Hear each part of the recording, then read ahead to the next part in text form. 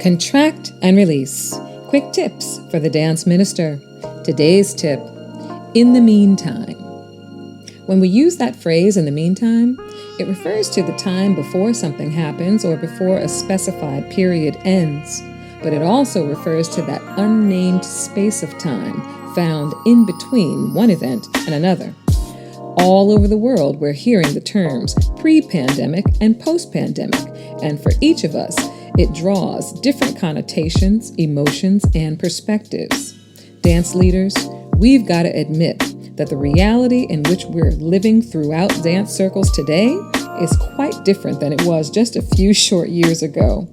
The truth is, no one can tell us exactly when we'll be completely free of the various mandates, protocols, and safety measures, or if we will ever experience complete eradication of this epidemic. So, dancers, leaders, directors, what are you doing in the meantime?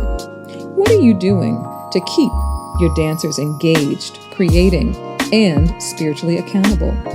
I mean, you do realize that in this season, dance leaders, you are providing a critical form of pastoral care. Yes, I said it. Fellowship and love to your entire team, right? We are charged with retention, sustaining, maintaining, and thriving of the ministry and the people we're leading.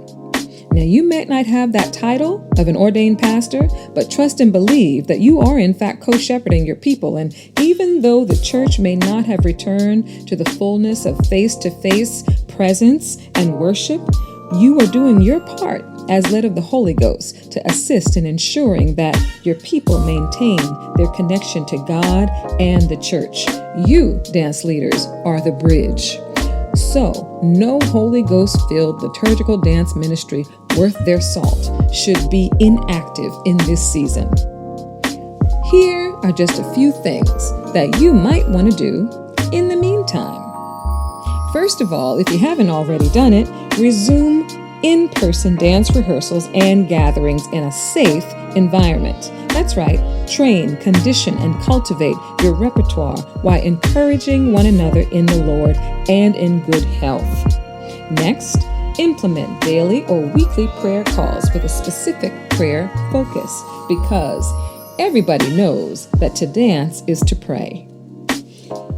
Then you want to revamp your roles and responsibilities conducive to the season that your team is in, and ensure that every active member has a vested role and interest. How about Zoom?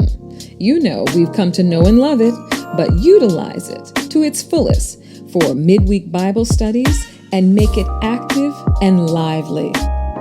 Next, start a ministry book club, but get the input from the team as to what kinds of topics and authors interest them. How about a virtual choreographer showcase?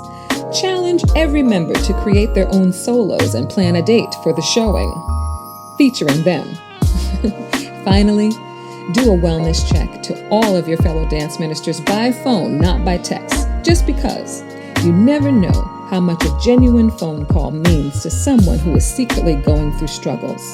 So the bottom line, dancers, there's so many wonderful ways in which we can minister to one another as God ministers to us. So in the meantime, let's not waste time.